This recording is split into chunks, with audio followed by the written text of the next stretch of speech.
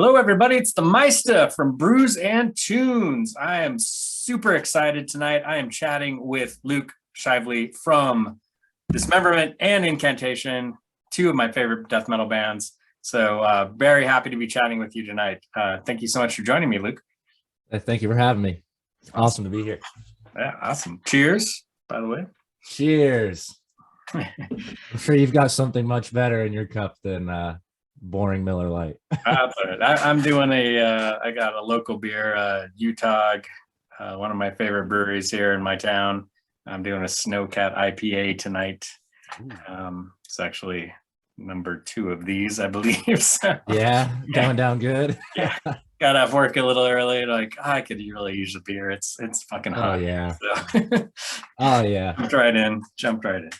Well, let's talk about kind of what you've been up to in this crazy pandemic world we've been living in the past year and a half. What's been going on with you? What are you doing currently? What's happening right now? It's been good. It's been bad. I mean, I miss playing. Finally getting back to business. But yeah, a lot of recording, a lot of just writing.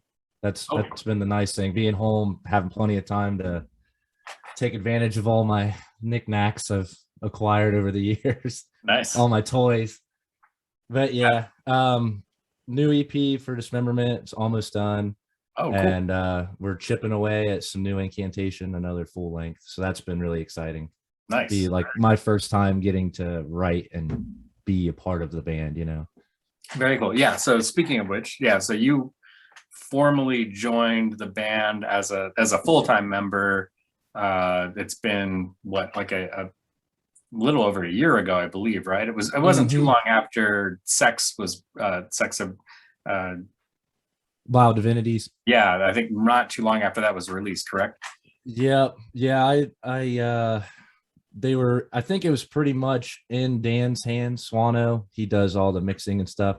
Right. But they had a falling out, and it asked like, hey, you want to do some guitar solos? It's like, all right, that sounds awesome. So I did 3. They're kind of hidden in there. They're not really anything crazy, but that was exciting. And then going into 2020, they said like, hey, you've been with the band like 6 years pretty much. Do you want to like join? I'm like, hell yeah. I'm like, okay, well, we're going on 70,000 tons of metal. That'll be your first show on guitar. I was like, whoa. And we did that. We went to Mexico with Suffocation, and then the world kind of got put on shutdown for a while. Yeah, that's crazy. Took the wind out of my sails. I mean, yeah, that sucks. But in the same, congratulations. I mean, it's full-time member of Incantation. Highly influential band. Obviously, one of my favorite death metal bands of all time. I'm a massive fan. That's very cool. I remember when I interviewed John shortly after the pandemic. So the album hadn't been released yet. And he told me at that time that, you were in. You had just joined. Basically. Now that really stuck with me. Yeah. Yeah, that's very exciting. And I think it was soon after, or it was around the same time. I think you guys had just gotten back from 70,000 tons of metal when I talked to him around that time, which I'm still kicking myself that I did not go on that tour. I went in 2019, and I really wish. So you've been? Yeah, but God, like Incantation Possessed. Oh yeah. Yeah, Candlemass. Yeah, Shanker was playing that. I'd played it once before, but this one, not even just because I got to play guitar. It was like the lineup that time was, oh my God, it was so good. Yeah. It was good but bad because you had to like pick and choose. Like, okay, Possessed is playing at this end of the boat, right? But then Candlemass is playing over here, like right at the same time. It's like, oh no, what am I gonna do? Need to be in 2 places at once. Yeah, I did the same thing when I went, and there were like killer bands when I saw it. And same thing, just running, not getting no sleep, running, trying to catch different shows. And I had a press pass. I'm trying to get photographs and just, it was great, but it was also overwhelming. It's a gauntlet. Yeah, it is. That's a good term for it. I like that. So you mentioned that Dismemberment is working on some new material, which is very cool. So I've got all of the last album you guys put out in 2019, which fan-fucking-tastic album. I love it. Thank you. Very good. I listen to it all the time. A lot of cool riffs on there, killer lyrics, just a great album all around. And I was curious, so maybe kind of let's go back a little bit in time. So Dismemberment, you and your brother Jacob started the band about, well, it's been 10 years or a little bit more than 10 years. Yeah, it became like an idea like November 2009, winter 2009, and we were both guitar players. I started out playing drums, but as a kid, it's like my brother had a guitar. He's 3 years older, so he'd go out with his friends.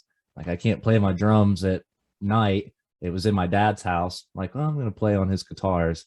And then after a couple months, I'm like, yeah, I think I just want to play guitar now. And then we had the idea of starting a band and made a MySpace and all that with just 2 guitar players, no drummers or anything. Wow. and yeah, found 2 guys we went to school with, and it really took off once Taylor and JD came down. Nice. They were already playing music. Like in high school, I'd never played guitar or like had any interest really. It's like all I cared about was skateboarding and like finding out metal, learning metal. And it really came together. Like once I finally convinced Taylor, it's like, why don't you come down to Laurville? Me and my brother, we got some riffs. He's like, no, I got a band. And then finally, I wore a Cannibal Corpse shirt to school, and total poser. I knew like Hammer Smash Face because Ace Ventura. Right. Like I know he'll think I'm cool if I wear this Cannibal Corpse shirt. That was his favorite band, and that was the deal sealer. Oh wow, that was my cool pass to like, oh okay, I guess I'll come check out your riffs. Nice. And it was awesome. That was JD or that was Taylor. Okay. And JD and Taylor were friends. In high school, JD was like a legend to me because he'd play talent shows. I'm like, that guy is a rock star. And when Taylor came down to our practice space and JD walked in behind him, my stomach just dropped. It's like, oh my God, that's JD Henderly. Oh my God. I was freaking out. Nice. And it was great. Once I got over the nerves, we wrote a song that day, the Condemned, the first song we ever wrote as a band. And it was on from there. Nice. And that, of course, was released in what, 2011, I think? 2010, 2011? Yeah, 2011. Yeah, in March. We recorded it December 2010. Cool. And no idea what we were doing. Me and Jake, anyway. We'd never been in a studio. It's like, let's just play as fast as we can and make it as metal as possible. Nice. And yeah, I used to cringe listening to it, but now it's been so long. It's like, it's definitely got the old school aesthetic to it. Right. It's definitely raw. It's what got you guys signed, right? It's kind of what it got a foot in the door, and then we started playing shows, and then it kind of really, the wheels started rolling. Nice. And then of course a few years later, Embrace the Dark came out, your first full-length album, which great album, very cool album. And then of course Arc of the Ancients, which is amazing, which was 5 years later. And then you released a single this past year. Sight Unseen. And I think kind of like D-beat thrasher song, kind of real. I was listening to a lot of High on Fire at the time. Like, why don't we just write like a High on Fire D-beat song? Cool. I love it. Yeah, and it's killer stuff too. It's great. So you mentioned that you guys are currently writing some new music. You're doing some stuff. Is it in the same vein as Arc of the Ancients, or are you doing something different, or what do you have? What are you working on right now? It's got a lot of the same kind of vibe, like more open songs, a little bit more technical. It's definitely got that vibe, but there's some more. We're kind of getting back to, like, we all really like Denied Salvation, our second EP. We all really like whatever was happening there. It was just really fast, good riffs, not a lot of lyrics, which was like the one thing people didn't really like so much about it. But it was more about like, let's just riff, like let's do the Dave Mustaine approach and do like one verse and then just guitars everywhere, guitar chaos. Yeah. And so we brought some of that back. And yeah, some of these songs or riffs I've had more around the time of Embrace the Dark. I just put them in a guitar profile and then started going through the vault. Like, I know I got so many riffs laying around, like I want to try to use them instead of just making more of a mess, you know. Right. And yeah, found some good stuff. And then yeah, you could just tell when those songs were coming together, it was like, yeah, this, you always know if it's right or not with the band. There's no like, oh, it's not that good, we just kind of stop playing it. It's like, oh, it must not be good. It's kind of an unspoken like, it's just not good enough. All right. Well, and one thing that I think that's really cool, and I think it's notable, and especially in this day and age, when you see, and I don't know, maybe this is ridiculous, but I think it's really cool with Dismemberment. You have been a band for 10 plus years now, and it's all the same members. Nobody's left, nobody's changed, which is becoming a weird anomaly now in the metal world, sadly, because there's just so much change. I mean, let's be honest, music is a business.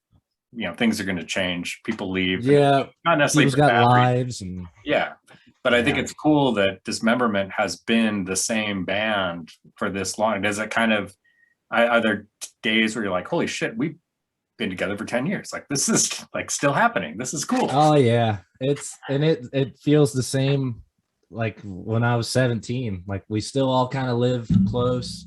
We still get together on days if we don't jam, and we'll play Nintendo 64, we'll drink, we'll have a fire. And yeah, we're just like brothers now. That's cool. It is crazy to think about. Well, I always go ahead. I was gonna say, I think it's cool that I mean, and you mentioned, you know, yeah, you guys game together, you hang out together, and I just reminded me there's that documentary on Netflix about ZZ Top, you know, who've been together for 50 years. Yeah. They said one of the reasons they're still hang out is, you know, they still like to play because they go golfing every week. And they have for many, many years. And it's like, well, we stay connected so we don't grow apart. I'm like, I think that's important. Yeah. It's definitely like, it's not so much even just to get together and play. It's like, we have an excuse to hang out once a week. Like, we can tell everybody, like, don't call me on Saturday, I'm jamming with the guys, you know? It's like our one excuse to like just brush everything off and get together. I always would joke with the guys once we hit the 10-year mark, like, well, all the good bands break up because the members hate each other. Like, so at least we don't hate each other, just maybe we're not a good band. No. So with the new material that you guys are working on, do you have a kind of a target date in terms of a release for an album? Or is maybe it's too early to ask that at this point? But yeah, the songs are pretty much done. I have to do some vocal edits on the final track, and we're gonna take it to a studio in Columbus and mix it there.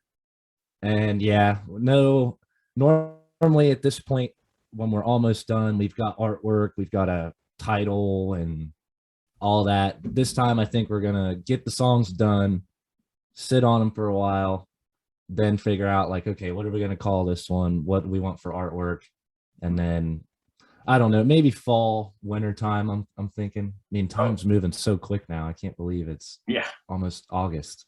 Yeah, it's crazy. Yeah, summer's almost over. It's insane. Yeah, but it's pretty much done. It's just gonna be 4 songs. It's gonna be just an EP. I think we're gonna stick to the EP one-off kind of songs, maybe splits if anybody wants to do a split with us. Oh yeah, cool. And I love that. It seems like the idea of splits has become much more popular again, you know, because splits were really big in the 80s when I was a teenager. And I always thought it was a cool idea, and now you're seeing a lot more of that, which is great. So I think it's a great idea. It's a cool, you know, it's a good way to introduce people to new music too, in terms of, you know, stuff that's, you know, especially if you're not familiar with certain bands and there's, Yeah, like a band, like a recent split that came out, Vector. I can't remember the other band's name now that was on that split, but I got it because I love Vector, and then checked out the other band. It's like, holy shit, like these dudes rip. I had no idea who they were, and because of that split, it's like that's the best part about them. You can find some new shit. Yeah, it's great. It's great. And it's like kind of the old school way. I love it. Yeah. It's a cool idea. It's a cool vibe. So, you mentioned, when you were invited to join Incantation, you had actually been playing with them for about 6 years or so as you were the live bass player, because Chuck Sherwood can't tour because of his job, works in the medical field. So how did that come about? How did you get into Incantation? That, I think it was 2012. We had played a show with them in Columbus, and my brother, he'd played with Acheron there for a while on guitar, and him and Kyle kind of got close because Kyle was still in the band at that point with Acheron, and actually they had, I think it was called Farmageddon, some festival in Calgary or Alberta, somewhere in Canada, and Chuck couldn't play it, so Kyle had asked Jake, like, hey, you want to fill in on bass and play these couple shows?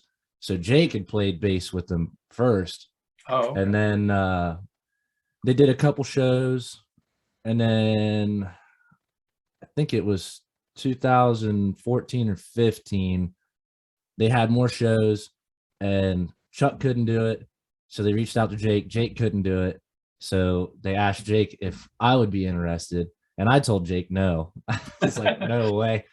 I was, I think, 18 or 19, and only played in Dismemberment. I was like, no way, that's terrifying. It's like, I bought an Incantation CD in 8th grade when I was like, what's death metal? Right. And didn't play guitar, didn't play anything, and it was like, no way. It's like, that's terrifying. Like, that's a real band.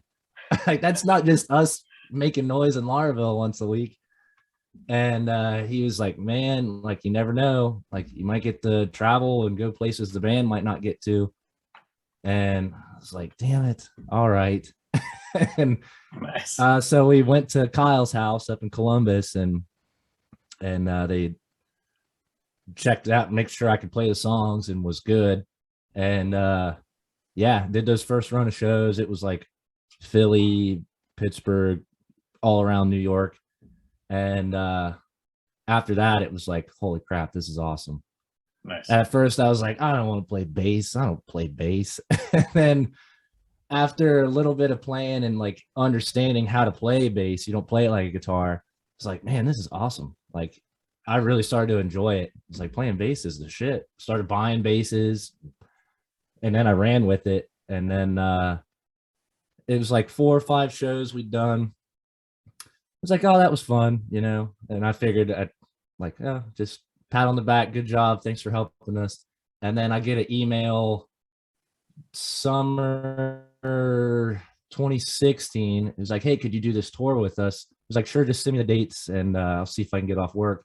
And it was 2 weeks in Europe, and my brain just exploded. I dropped my phone, was like, oh my God, they just asked me to go to Europe for 2 weeks. It's like, I can't believe this.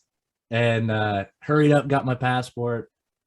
And after that, playing like Brutal Assault and some of those festivals. Obscene Extreme was the first show I ever played in Europe, and that was, we flew all that way, got picked up, drove 4 hours, ate a little bit, and then went right on stage. And that was like, holy crap, I'm in Europe, and this show, there's a lot of people here. But it was awesome. And then after that, I think that's when we all kind of got to know each other a little bit more. Like, because I was a kid, I'm like, how am I going to relate to these guys? Like, they're death metal legends, and it's just me from Laravel, Ohio. Like, how the hell did I get here? And it took a little bit, and now they're like brothers to me too, like they're family. Well, and they're all super down to earth, like super Yeah. guys. I mean, you know, like John's just the nicest guy in the world. I've talked to him Yeah. a few times, and he's so cool. I was terrified to meet him when we first jammed. Like we got there, it was me, Jake, and Kyle all shooting the shit. And I knew Kyle a good bit at that point. And he's like, yeah, John should be here any minute. And then John walks in. I'm like, oh my God, it's John. Then he just puts out his hand. He's like, what's shaking, homie? I was like, oh, I expected this, like, hey, are you're the bass player guy? I expected this like angry guy. He's like, oh, what's up, homie? Nice. Like, holy crap, that took a lot of weight off my shoulders. Yeah. It just helped make me comfortable, you know. Right. Well, and I not to be rude or anything, but I think it probably helps too that, you know, John's like my size. He's pretty small, and you're like 7 feet tall. You're pretty damn tall. So yeah, that's what they always said, is like, that's one of the requirements. Like the bass playing's only the first part. You got to be tall. It's like, at least most people will think you're Chuck. Right. And people would. They'd be like, oh, great show, Chuck. I'd just be like, thanks. Right. I just let it ride. Nice. That's funny. Yeah, I think the first time I saw you play was with Incantation. It was several years ago. It was a Devastation on the Nation tour. Oh, okay. Yeah, and it was great. You guys killed. I mean, what town? What city was it? Salt Lake City. Salt Lake City. Yeah, and it was amazing. And I think, you know, personally, just because I was there, I had an interview set up with it was when you guys played with Hate and Belphegor and Dark Funeral. Dark Funeral was headlining, at least I saw they headlining. They trade off each night. Yeah, and I had an interview with Andre from Dark Funeral, and I love all those bands that I just mentioned, but Incantation just kind of, and I had listened, you know, I knew Incantation, I had albums, I liked Incantation, but that live show I think you guys stole the show. It was mesmerized, at least for me. I was mesmerized by that. I could not, and I was trying to take pictures, you know, I had a press pass, and I was trying to take pictures, but I just stood there and watched.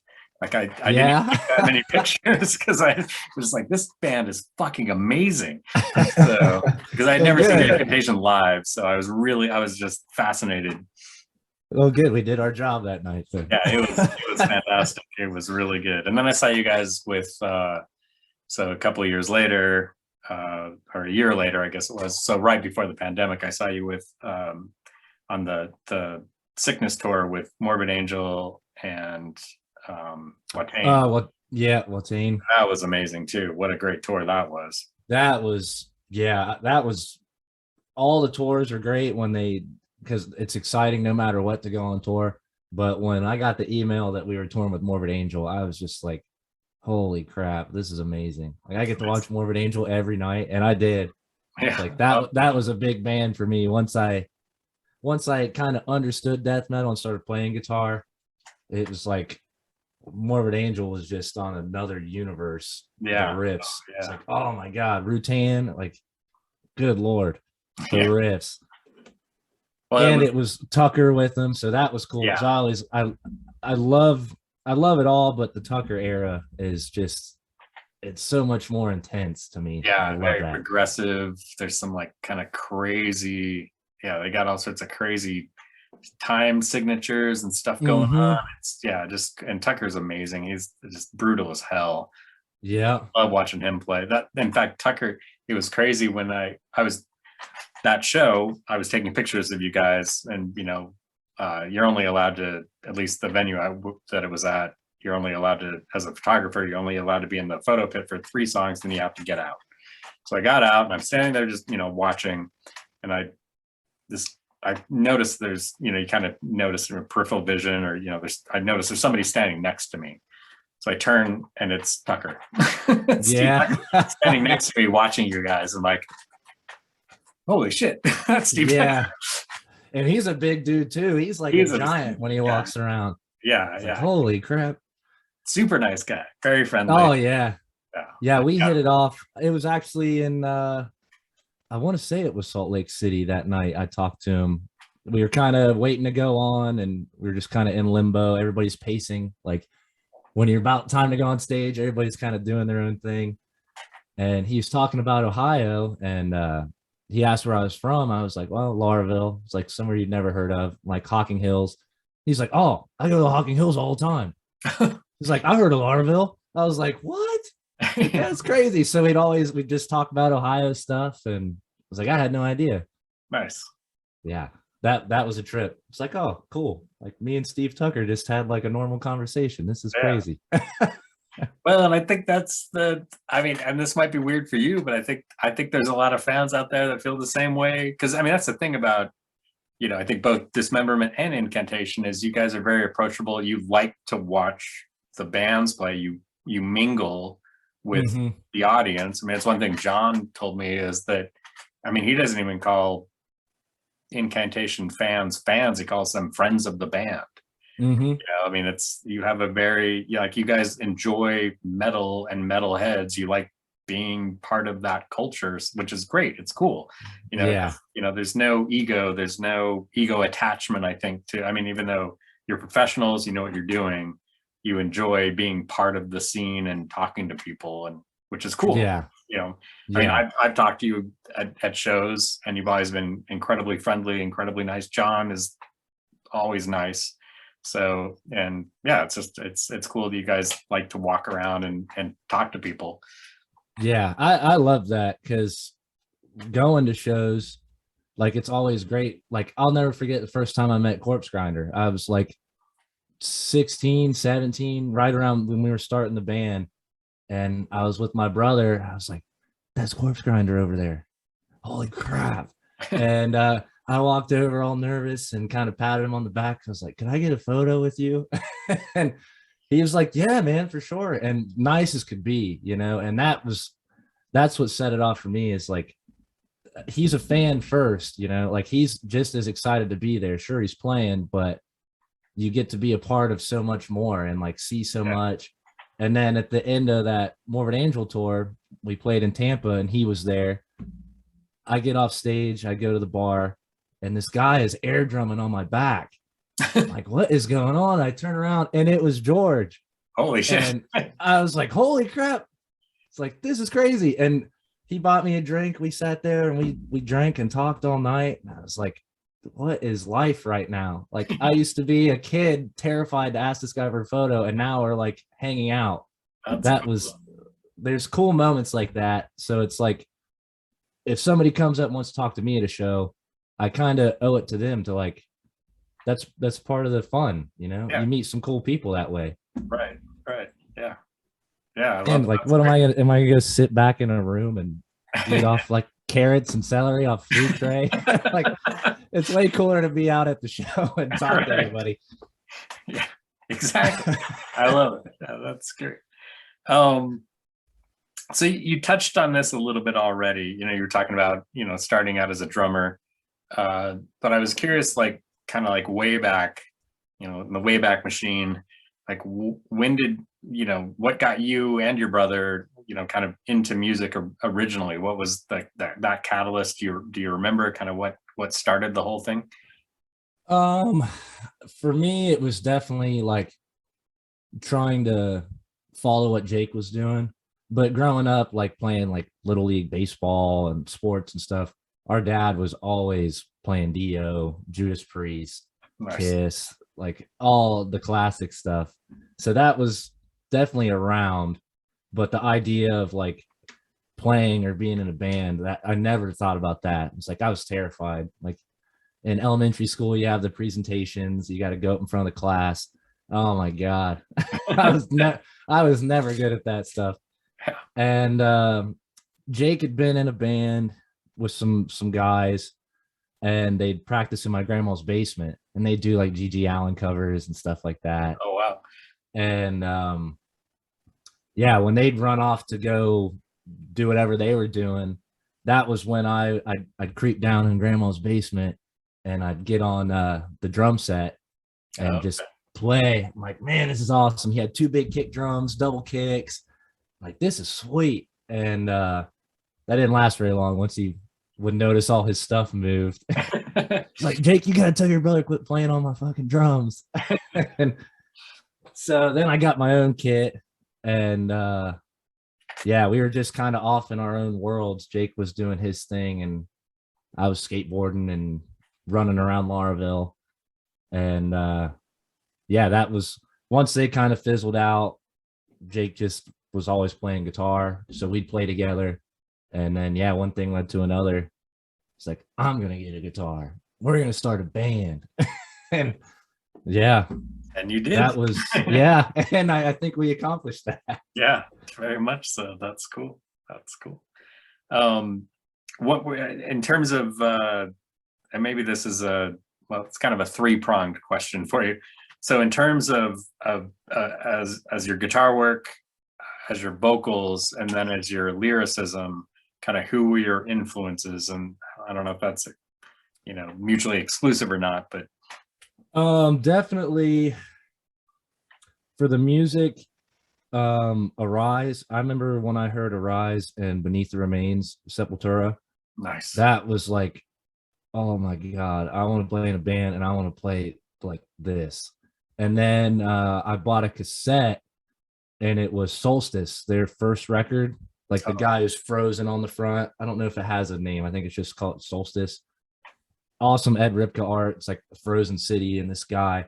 Yeah. And it was when Rob Barrett was still a part of it. Rob Barrett and Alex Marquez. Cool. Right before Rob joined Cannibal. If you never listened to that record, oh my goodness. It's like hardcore thrash crossover. Great. Really intense. And those 3 records was like, I want to play a guitar like that. And then we were at a Black Label Society show. This was right around when the band kind of all like pointed at me and was like, you should just do vocals, because we looked for a singer for a long time. Oh, really? And I was writing lyrics and stuff. And we were at a Black Label Society show in Columbus, and it was me and my brother, his wife, and my dad.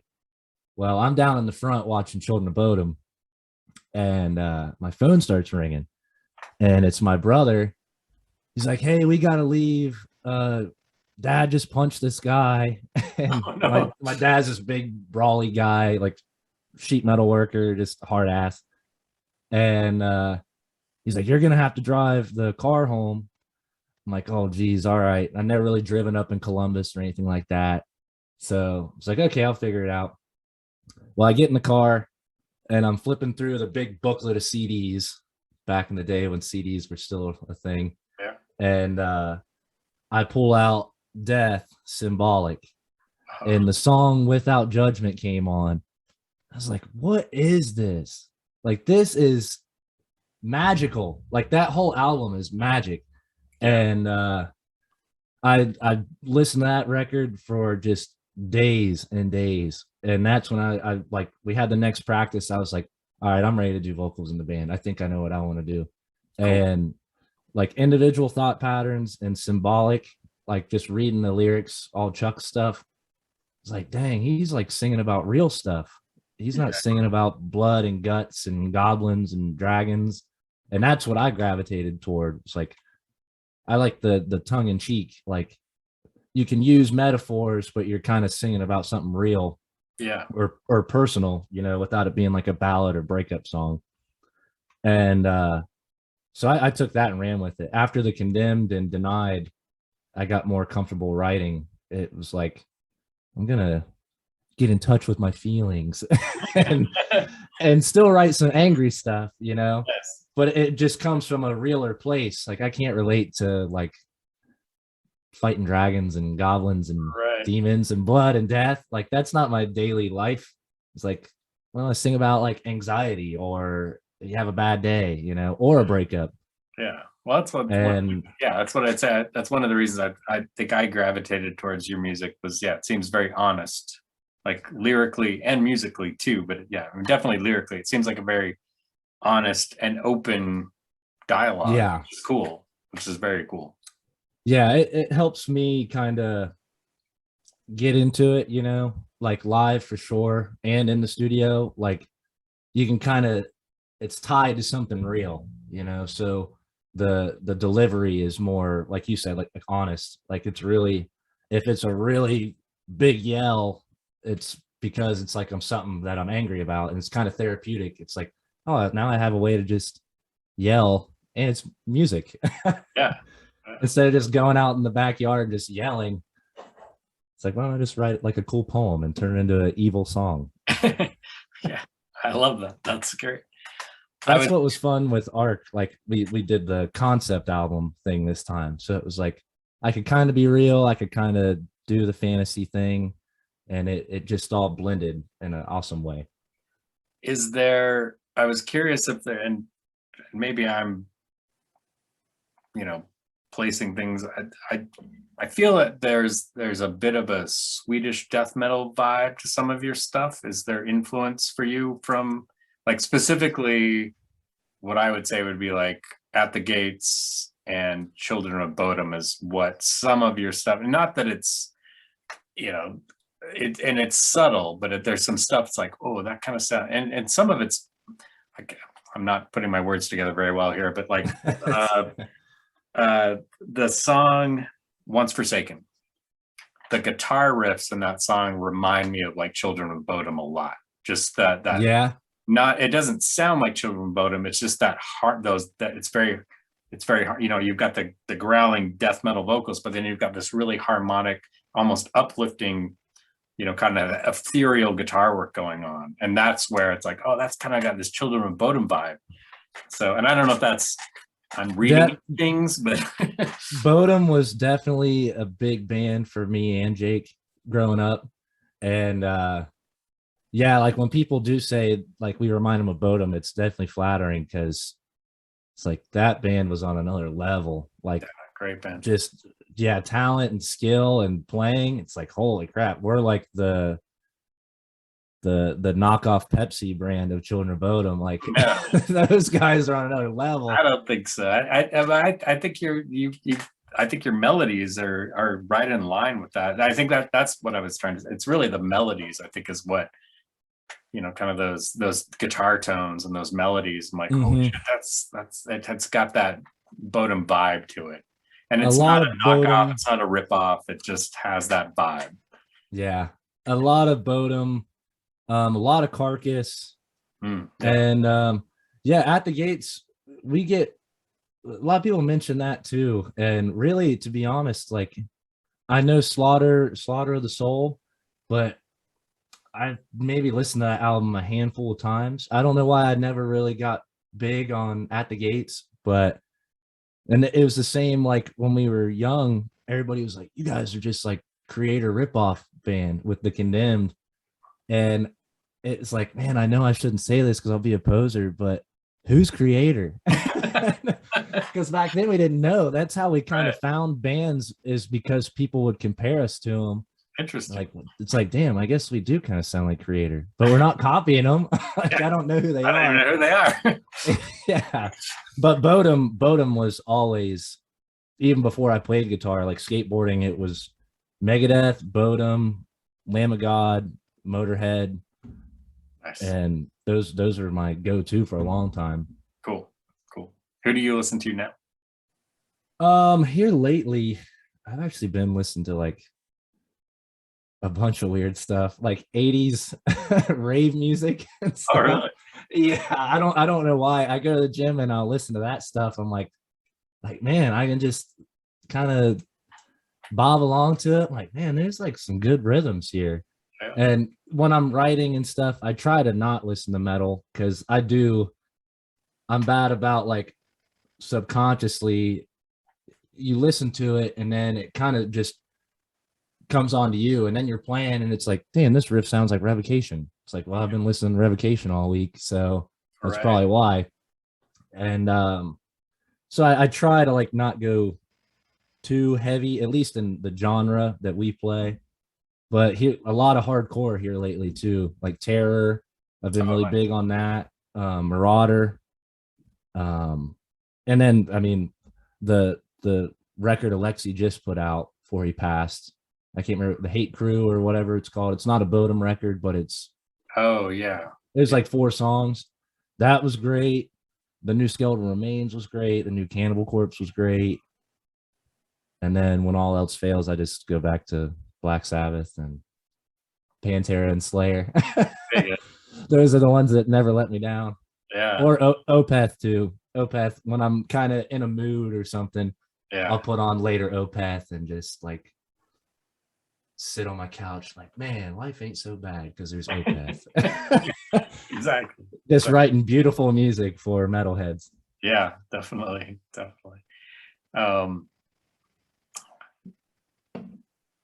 Yeah, that's great. It's funny that you mentioned I'm always kind of fascinated by what professional musicians listen to, because it's never what I think it's going to be in a lot of ways, especially, and it's always comforting, and I guess in some ways, that you have very expansive musical taste. You know, like you were saying, you're listening to like 80s rave music, and I'm always kind of fascinated by when I talk to people and they listen to it, because I listen to a lot of it. I'm a metalhead, but I listen to all sorts of stuff. So it's always cool to find out that that you're not just a metal musician, you're a musician, like you love. Yeah. And if I could, I'd play it all. It just I caught my groove playing metal. I'd definitely be open to play anything else, but it's like playing metal is so much more fun because you have an excuse to be like a wild animal for an hour and a half or half hour. Yeah. It's very therapeutic. Yeah, I agree. That's great. Yeah. So I was going to ask you too. So I understand you are, and I think you even, I don't know if you started it or you're just a part of it, but there's a beer page on Facebook or a beer group. Cheap Beer Patrol. Yes. Yeah, I wanted to ask you about that. I think I still have if you can see that. Oh, nice. Blatz. It's no Blatz. Cheap Beer Patrol. That's what started it. Me and a good friend, he's like a second dad to me, Mike Corns. Amazing guy, awesome guitar player, just gear hoarder, tone chaser, just stand-up guy. We were all on this kick back in the day, and we were all drinking Blatz and like Hams and Schlitz and Strohs, nice. All the cheap beers. And so one of us would venture off and we'd get like I don't know, Milwaukee's Best Ice or something junk, and drink it. Like, how is it? It's no Blatz. And then that just caught on. Anytime somebody had a beer and they drank it, like, is it any good? Like, it's no Blatz. Nice. So then that evolved into Cheap Beer Patrol, and the group now, like, the group is like gotten huge now. Like, holy crap. It's just a worldwide thing. There's cheap beer in your town. Go buy it and do a review on it. Yeah. Let us know if it's a Blatz or not. Nice. I sadly have never had Blatz. However, my wife owns a Blatz light up beer sign. Oh, really? And I will take a picture of it and send it to you. Awesome. It's from like the 60s, I think. It's an old collectible beers, like a big giant like bar beer sign that you light up. It's in our kitchen. I'll have to take a picture and send it to you so you can post it. Oh, hell yeah. Yeah, it's that's great. Yeah, there's Hams, like Rainier. Yeah, all the classic cheap beers. You can't go wrong. Like Genesee, that one's awful though. The Blatz isn't good, but it's not bad. It's one of those things. Yeah, get a 15 pack for like $6, right? Something like that. So you know what you're signing up for. Right? Yeah, it's drinkable. Yeah, it might get you drunk. Yeah. It may have some hops in it, some barley. It's all the leftover ones from the Bud Light and Budweiser. They just sweep them up and then throw it in a tank. Right. There you go. Nice. So I don't want to keep you all night. Just have a few more questions, or a couple more questions. One, I wanted to ask you, and we sort of touched on this. So you mentioned that Incantation, working on new material. I was curious kind of what the process is with that right now, kind of where you guys are at with that. And is there a release date? Do you have stuff in the works? Are you getting ready to release? And if so, and also I guess also with Dismemberment, like as things are starting to open up, are there live shows coming up for both bands at this point? This Saturday, actually, Dismemberment's playing down at Toodles, where we played our first show ever back in 2011. So it's cool. I work there now. I picked up a bartending gig while I had all this time off.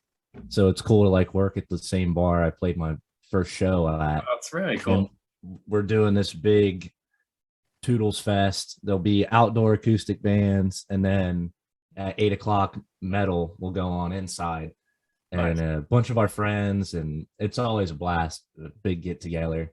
I'm nervous as hell because it's been like 18 months or something since I've played a show. So I always get a little nervous. Even if it was on a tour, I'm still nervous the next day. It's like, I just played a show yesterday. Why am I nervous today? You toured the world with Incantation.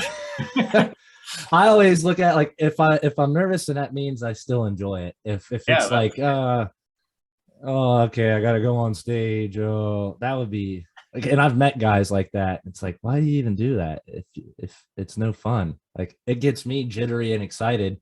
Yeah. So maybe it's excitement or nervous, and the line starts to blur. I don't know which is which. Not a bad thing. Not a bad thing. But with the Incan stuff, I know they have some stuff coming out. I don't know when, and I don't want John to like come bursting through my door and throw a bag over my head. I don't want to say too much. I don't want to get in trouble. For the new stuff, it'll probably be, at this point, it'll probably be next year. Okay. But it's been nice. Like, the drums are tracked, they're getting edited, and everybody's kind of got their home studio set up now. So cool. Like, I can sit right here, and I got a cab in the next room, and I can do all my guitar tracking right here in Laurelville. And we'll get together like every other month, because me and Kyle live close, but John lives down in North Carolina or South Carolina, one of the Carolinas, and Chuck's in Philly. So we're all kind of far. So everybody, when they have the time, we'll get together and spend a week, and we'll go over the songs. We'll just hang out, drink bourbon, and watch horror movies, and nice. Just keep the band vibe together, while we're so far apart. But yeah, it'll probably be closer to next year. I know it's pretty much done. And I just talked to John right before this. There's one song I think is getting cut from the album, but they're sending it to Dan to mix now. So I don't know what's going to happen with that. Maybe like a flexi with decibel or something. I have no idea. I check my phone. If they need a guitar part, I track it, and then I just wait for the next thing they need from me.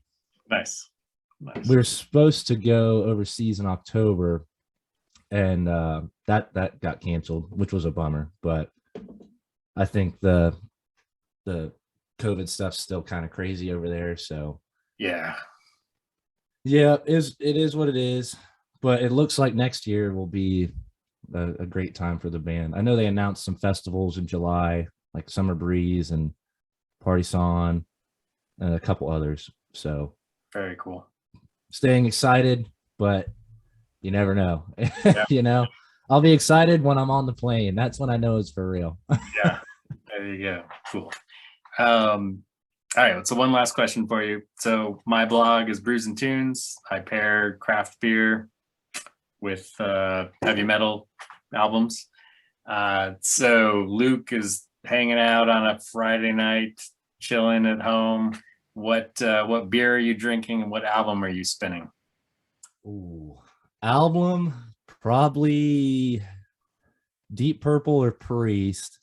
Nice. And for beer, ooh, Can I? Down here, oh, sorry. Just if I can stop. Go ahead. Which Deep Purple album? Fireball. That's my favorite. It's magical. I love that album. Some of the solos are holy shit. yeah. Some of the solos are a little wonky. It's like they dared him to do them left-handed or something. Right. But to me, it's like that album is just start to finish gold. Yeah. And it always, I don't know, it gives me like a good feeling for some reason when I listen to that one. Me too. Sorry, I didn't mean to interrupt you, but I just oh no, you're fine. I'm a big Deep Purple fan. So. Beer. Oh, if I could get it around here, the Warsteiner, the Dunkel. Ooh, yeah. That's one of my favorite beers. But more than likely it'll be High Life or Miller Lite. All right. That's all you can get down here in Lauraville. Nice. Well, very cool. Well, Luke, this has been a pleasure. Thank you so much for chatting with me. I really enjoyed chatting with you tonight. This was awesome. Likewise. Yeah, thank Cheers. You. Thank you, brother. Cheers. Hell yeah. All right. Have a great night. You too. Thank you.